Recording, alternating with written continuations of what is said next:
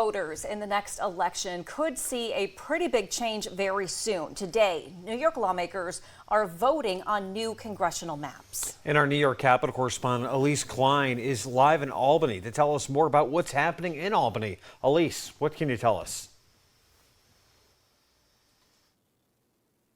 Nick, Renata, good evening. These new maps are certainly a hot topic around here, and if the legislature does not vote to approve them, they will have to draw up their own, something they've already done in 2022 earlier on in this process, and those maps were struck down and ruled unconstitutional by the Court of Appeals. So it is very likely the controversy around this issue will continue even after a vote.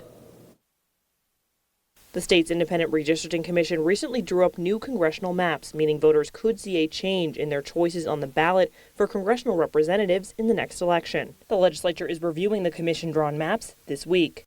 The city lines didn't really change, and I represent parts of Manhattan, so those were fine with me.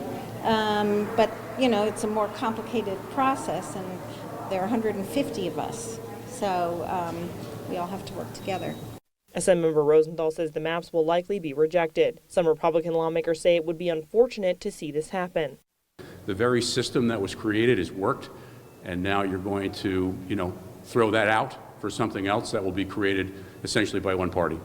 They want to go back, gerrymander again, create more unconstitutional mappings to get an advantage for themselves, to slap in the face to the 19.5 million people in New York State who want fair districts and fair elections. The Independent Redistricting Commission who drew the map says it is very similar to the current ones, with 16 changes to the maps out of the 26 congressional districts, the biggest changes appearing to be in District 22 in central New York.